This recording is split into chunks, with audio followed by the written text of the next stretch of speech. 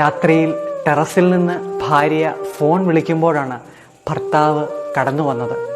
പെട്ടെന്ന് phone cut ചെയ്ത ഭാര്യയോട് ക്ഷുഭിതനായ ഭർത്താവ് ചോദിച്ചു, ആരോടാണ് നീ പാതിരാത്രിയിൽ കുശലം പറയുന്നത്?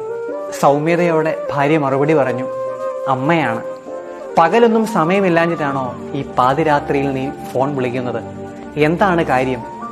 ഭാര്യ നിറമിഴികളോടെ മറുപടി പറഞ്ഞു, ഇന്നെൻ്റെ 35ാമത്തെ പിറന്നാളാണ്. അമ്മ ഈ പാതിരാത്രിയിലെങ്കിലും എന്നെ ഓർത്തു. കൂടെ കിടക്കുന്നവൻ എന്നെ ഇതുവരെയും മനസ്സിലാക്കിയില്ല.